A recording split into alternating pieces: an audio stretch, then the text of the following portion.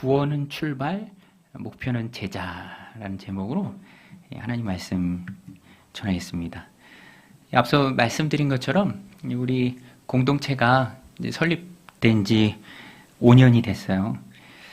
처음에 그런 기도가 결단의 마음처럼 좀 있었습니다. 기왕에 하나님 교회 공동체를 통해서 함께 예배하고 기도하는 그 공동체를 꾸려나갈 터인데 기왕이면 모든 예배를 좀 다 드렸으면 좋겠습니다. 그래서 새벽 예배 때도 우리 교회 교인은 아닐지라도 주택가에 있으니까 하나님 기도하는 분들 좀 보내주셔서 같이 끊이지 않고 쭉 기도했으면 좋겠습니다. 근데 결단하는 마음을 하나님 기뻐하시는 것 같아요. 그래서 초창기에는요, 주변에서 이렇게 기도하러 오셔서 주일 낮 예배보다 새벽 예배 인원이 더 많았어. 지금까지도 이렇게 나오시는 분 계세요. 5년째. 서로 이름은 몰라. 가끔 늦게 올 때 엘리베이터에서 마주치면 되게 어색해. 그래도 또 감사해요. 하나님께서 결단하는 가운데 또 공동체를 세워 가시는구나. 결단의 마음이 신앙생활 할 때 참 중요합니다. 왜 그러냐면 오늘 본문 때문에 그래요. 오늘 본문이 잘 말해줍니다. 하나님 우리를 제자로 부르셨어요. 제자로. 구원은 선물이고요. 선물로 구원을 받은 이후에 끝나는 것이 아니라 제자의 삶을 우리가 엎치락뒤치락 부대끼면서 때로는 낙심할 때도 있고 그렇지만 하나님 주신 힘으로 일어날 때도 있고 그 제자의 모습으로 살아갑니다. 하나님이 우리를 제자로 부르셨어요. 에베소서 2장 8절 우리 너무 잘 아는 말씀인데 같이 한번 읽겠습니다. 시작. 너희는 그 은혜에 의하여 믿음으로 말미암아 구원을 받았으니 이것은 너희에게서 난 것이 아니요 하나님의 선물이라. 구원이 뭐라고 그랬습니까? 하나님의 선물이라. 여러분 구원은 하나님의 선물인 줄로 믿습니다. 잘해서 받은 거 아니에요. 그냥 주시는 선물입니다. 너무 감사하죠. 그런데 구원을 선물로 주신 하나님은 구원받은 그리스도인으로 자라가기를 원하세요. 성장하기를 원하십니다. 제자가 되기를 원하세요. 구원은 선물이고 구원받은 자로서 선물에 대한 응답은 제자가 되는 것입니다. 그래서 구원을 출발점으로 보면 완성은 영화롭게 되는 그 과정에 나아가는 제자의 모습이에요. 사실 주님이 우리를 제자로 불러주셨습니다. 제자들을 파송하면서 주신 말씀도 그들을 사도라 부르시고 사도라 일컬으시면서 사도는 사신으로서 받은 명령이 있어요. 보내신 분이 해야 될 일이 있습니다. 그게 뭐냐면 제자를 삼으라. 마태복음 28장 19절인데요. 그러므로 너희는 가서 모든 민족을 제자로 삼아 아버지와 아들과 성령의 이름으로 세례를 베풀라. 제자를 삼으라. 사도들에게 주신 명령이고 그래서 사도의 일들을 받은 우리가 또 우리가 처음에 부름 받을 그때에도 우리는 제자로 부름 받았습니다. 믿음 생활을 해가는 우리도요. 그냥 구원받은 자다라는 것에 멈춰서 있지 않고 적극적으로 주님의 뜻을 이루는 통로로서의 제자의 삶을 살아가야 한다라고 생각할 때 신앙생활도 편하고 갈등이 없습니다. 세상에 한 발, 또 믿음에 한 발, 공동체에 한 발, 미련 가득한 세상에 한 발 두고 소위 양다리처럼 신앙생활을 하면은요, 그 갈등이 내적으로도 너무 심하고 힘들어요. 편할 날이 없습니다. 긴장감이 끊이지 않죠. 어른이 돼서 예수님 믿는 분들한테 공통적으로 듣는 간증이 뭐냐면 그런 얘기를 꼭 해요. 자기가 예수님 영접하고 초기에는 그동안 섬겼던 미신도 같이 섬기게 되더라. 이것도 하고 저것도 하고 제사도 지내고 절도 하고 다 해요. 그러다가 어느 순간에 도전이 오는 거죠. 이러면 안 되겠다. 기왕에 줄을 설 거면 잘 서야겠다. 그리고 주님 편으로 딱 붙는 거죠. 제자의 길을 걸어가는 것입니다. 그때부터 마음의 갈등도 끊기고 편한 거예요. 마음이 편한 거예요. 하나님께 매였으니까. 훨씬 더 편한 게 바로 제자의 삶입니다. 저는 주님이 우리를 제자로 또 불러주셨고 그런데 가장 우리가 제자가 되어야 할 본질적인 이유가 뭐냐면 가장 큰 축복은, 제자됨의 가장 큰 축복은 하늘의 상이 있다라는 거예요. 하늘의 상이 있다. 바울이 그 고백을 참 많이 했는데요. 하늘의 상에 대한 고백, 대표적으로 디모데후서 4장 6절로 8절에 나옵니다. 이 말씀도 우리 한 목소리로 같이 한번 읽겠습니다. 시작. 전제와 같이 내가 벌써 부어지고 나의 떠날 시각이 가까웠도다.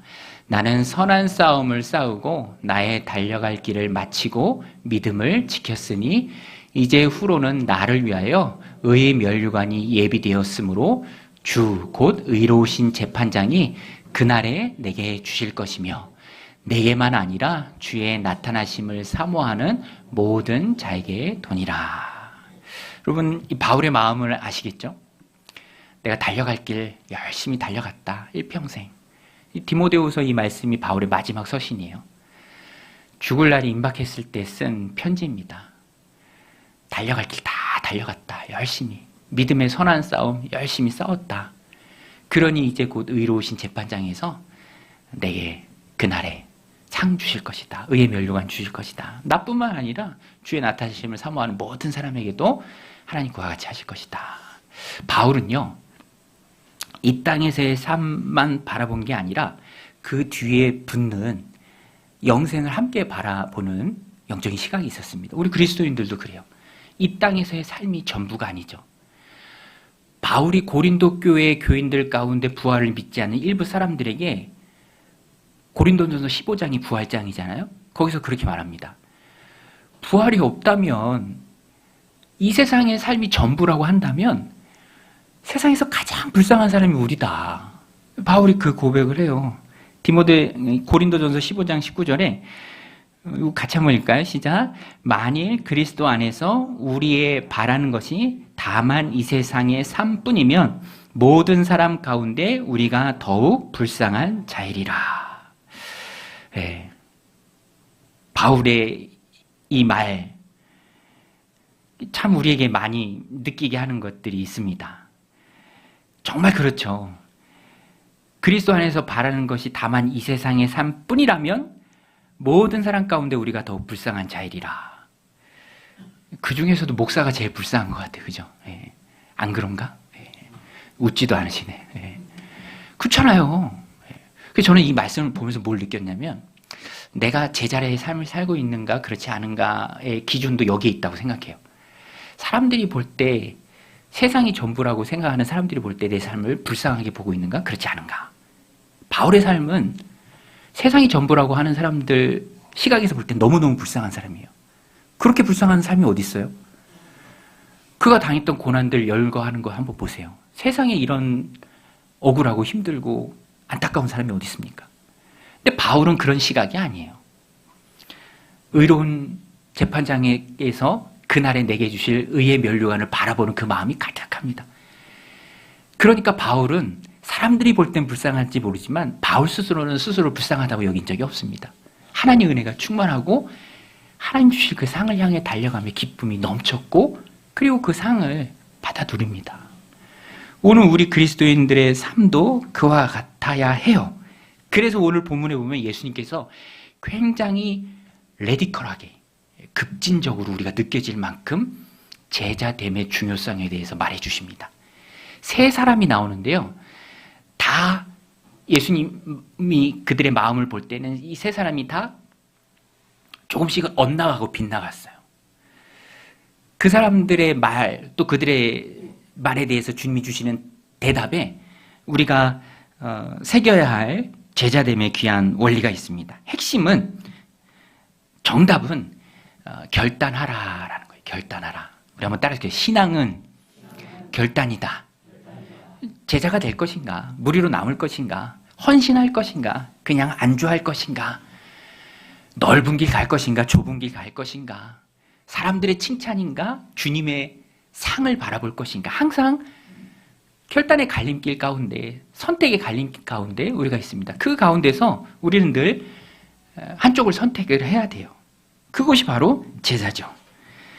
처음에 예수님께 말을 건 사람은요, 그렇게 말합니다. 예수님께, 예수님, 어디로 가시든지 제가 예수님을 따르겠습니다. 이렇게 얘기해요. 어디로 가시든지 예수님 따르겠습니다. 그런데 예수님은 다 아시잖아요. 그 사람 마음 가운데 있는 좀 가벼운 마음을 좀 보셨던 것 같아요. 그래서 겁주기 위해서 하신 말씀이 아니에요. 그렇지만 아마 그 사람에게는 굉장히 많은 것을 생각하게 할 그 말씀을 주세요. 예수님 뭐라고 하십니까? 58절에 보면 여우도 굴이 있고 하늘의 새도 둥지가 있지만, 공중을 나는 새도 둥지가 있지만 나는 머리 누일 곳조차 없다. 나는 집도 없다. 그래도 너 제자할 수 있겠니? 나 따라다닐 수 있겠니? 이렇게 힘든데 너 할 수 있어? 이 말씀이에요. 레디컬하죠. 이렇게 힘든데 할 수 있겠니? 미리 생각해보고 결단하고 따라라. 꽃길이 아니다. 행복함만 있는 것이 아니다. 희생해야 되고 감수해야 하고 인내해야 할 것들이 제자의 삶에는 가득하다. 여우도 굴이 있고, 그 사람의 언어로 말씀해 주신 것 같아요. 공중을 나는 새도 둥지가 있지만 나는 머리 누일 곳조차 없다. 겁줘서 돌려보낸 게 아니라 중간에 포기하지 않도록 그 사람에게 깊이 숙고하고 따를 것을 주님이 이 말씀으로 해주신 거예요. 그리고 오늘 우리도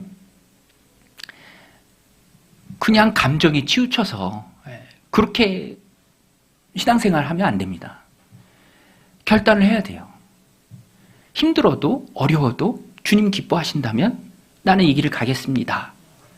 라는 그 결단이 나오기까지 깊이 숙고하고 하나님 앞에 기도하며 의지를 다지는 그 시간들이 있어야 한다라는 거예요. 그렇지 않으면 감정에 치우쳐서 가벼운 마음으로 저도 할게요. 뭐 짬뽕 짜장 정하듯이 손들라고 할 때 손들면 그 다음에 쉽게 포기할 수밖에 없습니다. 쉽게 나섰기 때문에. 말씀 준비하면 생각나는데 저희 집이 목장을 해서 8월에 옥수수를 베요. 소 먹이로. 굉장히 많이 뵭니다. 그러면은 아버지가 친구들 데려오래. 누가 오겠어요? 근데 어떤 교회 형이 오겠대. 와서 도와주겠대. 그동안 얻어먹은 게 많아서 은혜 입은 게 많아서 내가 가겠다. 꼭 가겠다. 너무 고맙더라고. 그렇게 얘기해 준대.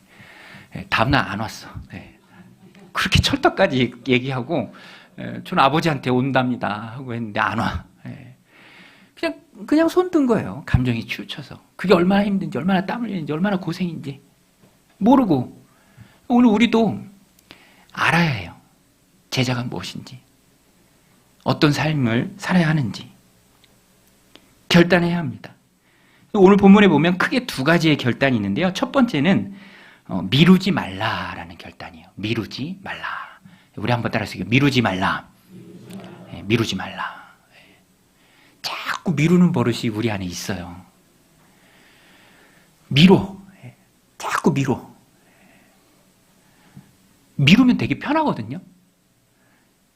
근데 제자는 미루는 사람이 아닙니다. 오늘 말씀에 보면은 두 번째 사람에게는 예수님이 따라와라 라고 먼저 제안을 하세요. 그런데 그 사람이 뭐라고 하냐면 아버지 장사를 마치고 제가 따르면 안 됩니까? 이렇게 묻습니다. 59절, 60절인데요. 우리 같이 한번 읽겠습니다. 시작. 또 다른 사람에게 나를 따르라 하시니 그가 이르되 나로 먼저 가서 내 아버지를 장사하게 허락하옵소서. 이르시되 죽은 자들로 자기의 죽은 자들을 장사하게 하고 너는 가서 하나님의 나라를 전파하라 하시고. 와, 이 말씀도 참 레디컬하죠. 예수님의 말씀. 그렇지 않나요, 여러분? 아버지 장사 지내는 거, 아버지 장례 지르는 거, 그 마땅한 의무 아닙니까? 당연히 해야 될 일 아닌가요? 그렇죠? 그런데 예수님 뭐라고 말씀하십니까? 죽은 자는 영이 죽은 자들을 의미하는 것 같아요. 죽은 자들에게 맡기고 너는 하나님의 나라를 전파하는 일에 먼저 따르라.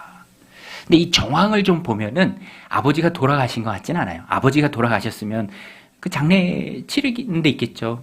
고대의 장례는 애곡하는 게 굉장히 중요합니다. 애곡꾼을 사기도 하죠. 애곡해야 할 그 시간에 여기 와 있다는 건 아버지가 아직 돌아가신 건 아니에요. 그리고 그러나 죽음은 임박한 거죠. 그러니까 이제 아버지 언제 돌아가실지 모르는데 그게 마음의 짐이고 아버지 이제 돌아가시면 그때 내가 홀가분한 마음으로 주님을 좀 따르겠습니다라고 주님께 말씀드린 것 같아요. 그러나 주님께서는 그거 안 된다라고 주님 말씀하신 거예요. 왜냐하면 사실상 무한정 미루는 거죠. 뭐 죽음이 임박했다 할지라도 언제 또 생명이 떠날지를 모르니까 그때까지는 못하겠다라고 하는 그 사람에게 주님 주신 말씀이에요. 죽어있는 세상이 죽을 아버지를 장사하도록 그들에게 맡기고 그것은 그대로 해도 되니 너는 그보다 더 급한 하나님의 나라를 전파하는 일에 헌신하라. 주님이 부르신 것입니다.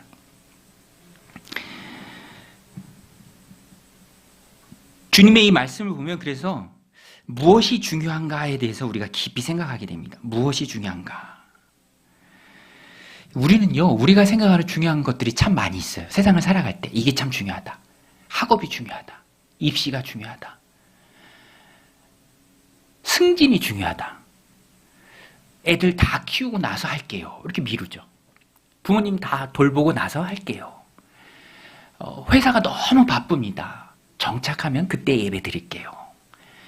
지금 장사가 너무 잘 됩니다. 물 들어올 때 노져야 돼요. 참 메뚜기도 한철입니다. 예배는 나중에, 기도는 뒤로, 헌신은 다음에. 그렇게 잘 미루어요. 그런데 예수님은 그런 거 안 받아주세요. 삶의 당연한 의무조차 나보다 앞세우지 말라라고 주님은 말씀하십니다. 여러분, 우리는 주님을 믿습니다. 여러분, 우리는 주님을 믿는 줄로 믿습니다. 예수님 믿으시죠? 예수님의 말씀도 믿어야 돼요. 예수님이 이렇게 말씀하시는 중요한 이유가 있습니다.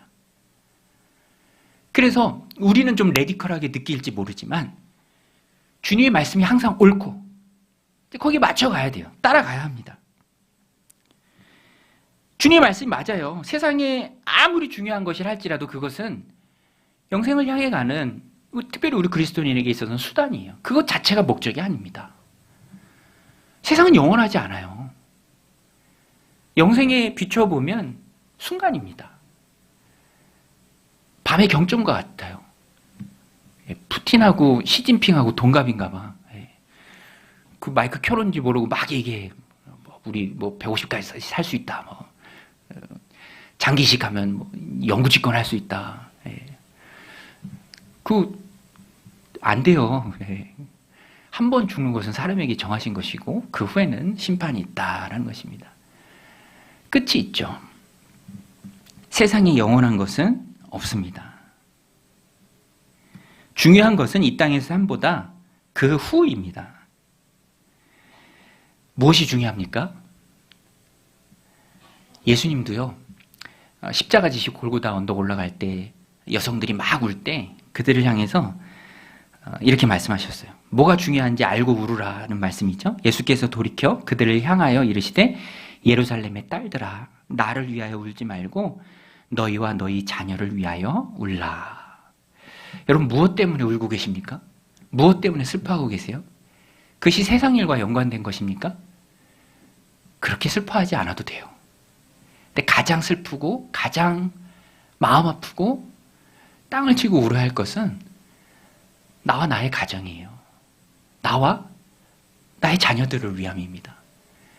죄와 사망 가운데 죽어가는 영혼들에 대한 회개의 눈물이 더 중요하다라는 것입니다. 제자는 중요한 것을 아는 사람입니다. 우선순위가 분명한 사람입니다. 무엇이 중요한지를 잘 꿰뚫고 있는 사람입니다. 영혼의 가치를 소중히 여기는 제자의 삶이 우리 그리스도인들의 삶입니다. 두 번째는 미루지 말라라는 거예요. 미루지 말기를 결단하라. 첫 번째가 미루지 말라고, 두 번째가 미련을 갖지 말라.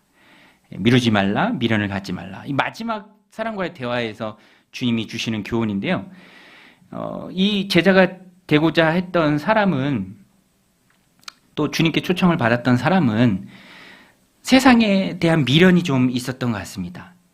내가 주님을 따르긴 따를 것인데 먼저 가족들과 작별하게 해주세요. 이렇게 얘기합니다. 가족들과 작별하게 해주세요.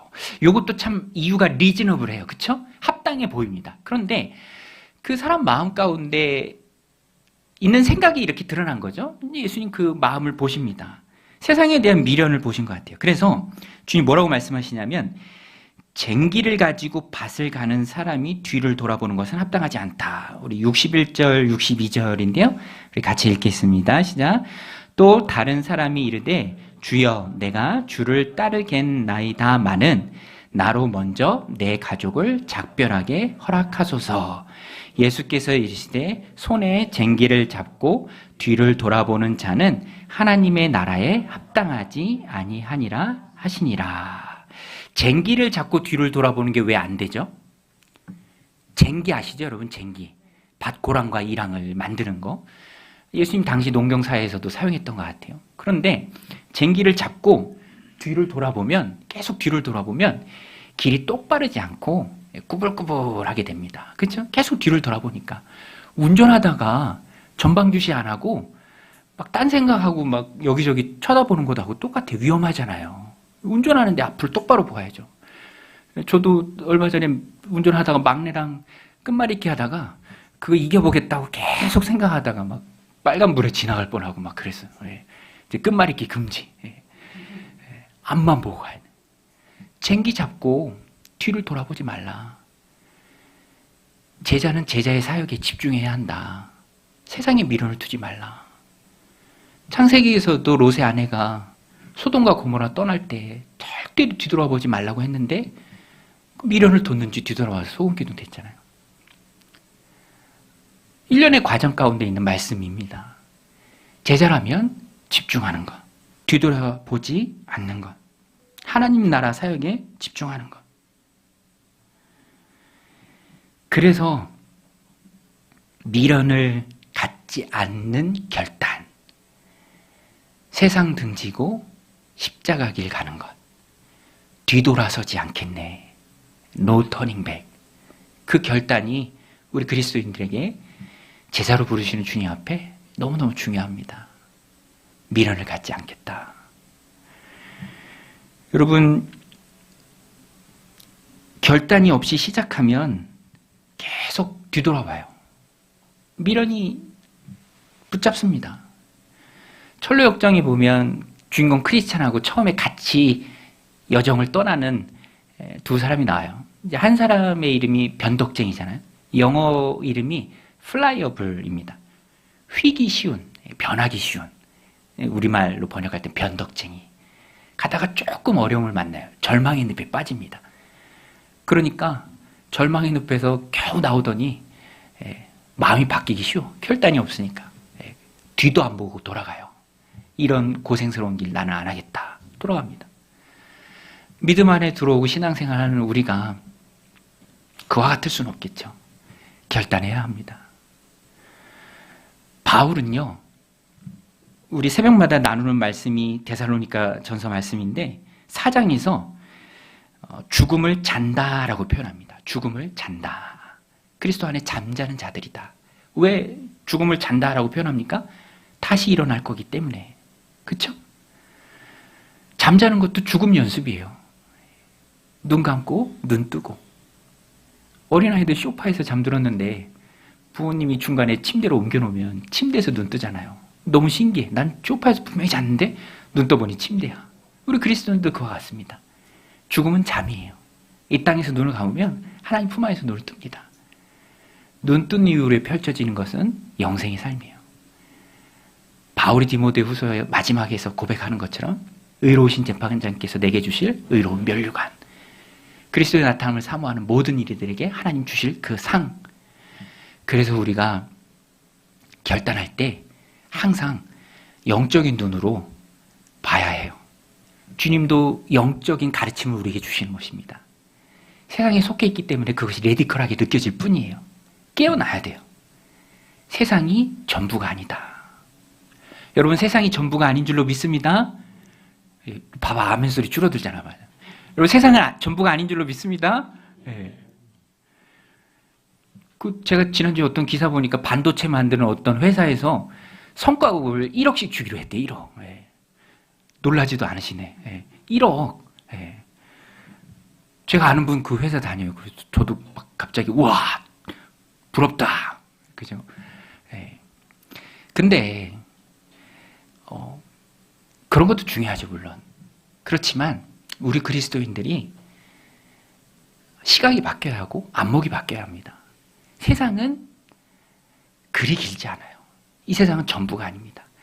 그 세상의 끝에 이 땅이 호흡 다하는 그날, 이 땅에서 눈 감는 그날 하나님 앞에서 눈 뜨는 그 영생이 붙어 있음을 우리가 알아야 돼요. 그리고 이 땅에서 삶은 그 영생을 준비하는 삶이 되어야 합니다. 같이 볼 수 있어야 돼요. 그래서 바울이 말한 그것, 그리스도 안에 이 세상이 전부이면 우리가 세상에서 가장 불쌍한 자다. 근데 가장 불쌍한 자가 아닌 이유는 너무너무 긴, 너무너무 영광스러운, 영화로운 영생이 있다라는 것입니다. 그래야 거기에 초점을 맞추고 힘있게 제자의 길을 갈 수 있어요. 힘들어도 갈 수 있습니다. 꽃길이 아니어도 감사함으로 그 길을 걸어갈 수 있어요. 같이 봐야 합니다. 저도요, 군대 전역하고, 남자들은 왜 군대 전역하고 철이 드는지 모르겠어. 저도 그랬어요. 군대 전역하고 복학해서 열심히 살아야겠다. 정말 열심히 살아야겠다. 막 그 마음이 막 생기는 거야. 그래서 전공도 하나만 하면 안 되겠다. 하나 더 해야겠다. 그래서 영문학을 제가 영문도 모르고 했어요. 복수 전공을 했습니다. 그 왜 했는지 모르겠어요. 지금 생각해보면. 그런데 여하튼 그 당시 시간이 너무 없어. 그런데 어떻게 하지 보니까 야간 수업을 들을 수 있더라고요. 야간. 그래서 시간표를 야간 수업도 두고 이렇게 출력해 보니까 하루가 되게 길어요. 저녁 10시까지. 학점을 많이 들을 수 있고. 또 야간 수업은요, 수업 시간도 짧고 강의실 이동 시간도 없고 저녁 시간도 없어요. 많이 들을 수 있어요. 그렇게 길게 짜놓고 보니까 제 삶이 바뀌더라고요. 우리 그리스도인들은 시간표가 바뀐 자들입니다. 세상은 여기까지만 시간표가 있어요. 그 안에서만 생각합니다.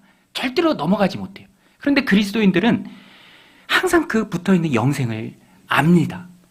그래서 제자의 길이 절대로 손해가 아니라는 것을 알아요. 여러분, 바울은요, 다른 사람들이 볼 때는 가장 불쌍한 사람이었어요. 그가 받았던 박해와 핍박이 얼마나 큽니까? 그 고난들 쭉 고린도전서에 열거하잖아요. 세상에 그렇게 불쌍한 사람이 어디 있습니까? 그렇게 망한 인생이 어디 있어요? 세상의 관점에서 볼 때. 그런데 그게 아니에요. 영광스러운 주님이 주시는 생명의 면류관이 있어요. 하나님 앞에 서는 그때 잘했다, 착하고 충성된 종아라는 그 칭찬이 우리를 기다리고 있습니다. 그래서 그 제자의 삶이 절대로 손해가 아니다라는 거예요. 여러분, 말씀을 정리합니다. 우리 반주해 주시고요. 이 말씀이 우리 안에 깊이 새기기 원합니다. 우리는 제자의 길을 가야 돼요. 주님이 너무너무 원하십니다. 한 사람, 수많은 무리 다수가 아니에요. 주님의 뜻을 꼭 붙들고 주님의 뜻을 이루어 드리는 그거에 인생을 헌신하는 그 단 한 사람의 제자, 내가 되길 원합니다. 오늘 이 말씀 마음에 새기고 힘들고 어렵지만 결단하고 그 믿음의 길, 제자의 길을 함께 걸어가는 저 여러분들이 다 되시기를 주님의 이름으로 간절히 축원드립니다.